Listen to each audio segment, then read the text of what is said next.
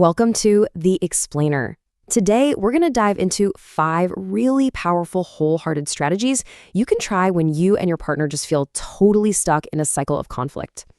So, you know that feeling, right? When one part of your relationship is struggling, we often make what you could call half-hearted attempts to fix it. We try to patch up one little problem without, disturbing the rest of our lives. But that rarely works because everything is connected. And that's why, to really break a negative cycle, you might need what our source calls a whole-ass repair attempt.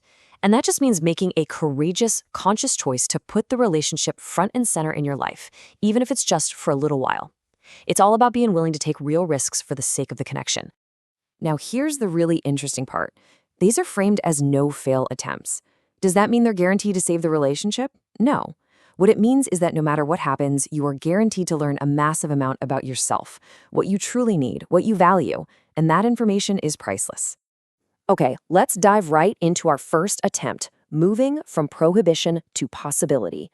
This is all about making a huge shift in how you talk about your deepest needs. The renowned relationship experts John and Julie Gottman, they discovered that what usually kills a relationship isn't really the fighting itself, it's the unfulfilled dreams that get buried under all our recurring complaints. Your biggest frustrations? They're basically signposts pointing directly to your deepest desires. And this slide just lays it out so perfectly. You're moving from a language of refusal, using words like stop or don't, which really just relies on someone's willpower, over to a language of desire. And that appeals to possibility, to growth, to life force energy.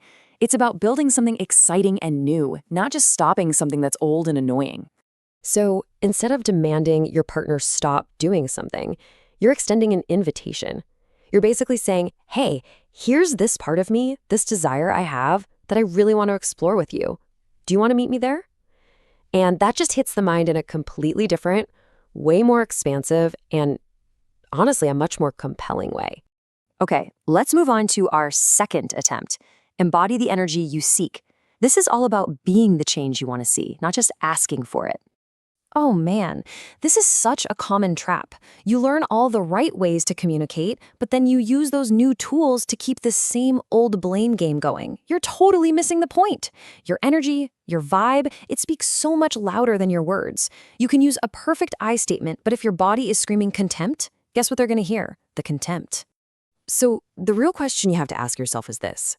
Are you actually embodying the energy you're asking for? If you want more sensuality, how can you show up in a more sensual, more receptive way? If you want more excitement, how can you start planning fun, exciting things? It's about inviting your partner into a new reality by starting to live it yourself. All right, our third attempt is, it's a pretty radical experiment. It's designed to give you a crystal clear, totally unfiltered look at the actual reality of your relationship. So here's the experiment. For a set amount of time, let's say 3 to 6 months, you make a conscious decision to completely give up on trying to change anything about your partner. And, just as important, you stop changing yourself just to please them. You both just show up, as you are. The goal here is basically to sober up. You're gathering real data on how it actually feels to be with this person, not the idealized version of them you have in your head. It forces you to see where you end and they begin. It rips away that veil of fantasy and makes you ask a really tough question. If this person never, ever changed, what would I have to do? What adaptations would I have to make to be happy right here? And that leads us right into attempt number 4, which is a deeply vulnerable but absolutely critical step. Voicing the unspoken truth. It's about figuring out what you haven't said and then finding a skillful way to finally say it. It's crazy how many relationships just wither away because we're withholding something. We have a feeling or a need that we judge as being irrational or too much, so we just swallow it. But our bodies don't lie. When we hold back these major feelings, we're constantly sending out these little signals of tension, and our partner feels it, even if they can't quite put their finger on it. So the key isn't to just blurt out some harsh judgment, it's to transform it. Like the slide shows, you start with the judgment in your head, like, you're so lazy. Then you dig deeper. Ask yourself, okay, why does that matter to me? Maybe the answer is because it makes me feel alone.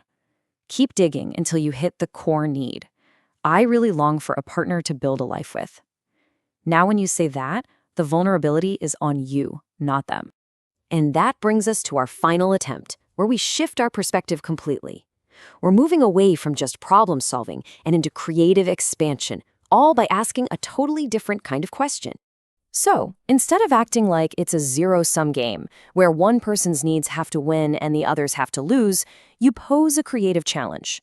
You ask, how can we expand our connection to hold both of our seemingly contradictory needs at the same time?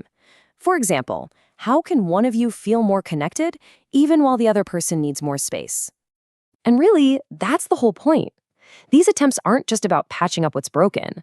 They're about forcing the relationship itself to grow, to become a space that's big enough for both people to be more of who they are, without having to shrink or suppress parts of themselves. And that, right there, is the only place where true, deep, lasting intimacy can really emerge. So the final question is, are you both willing to build it?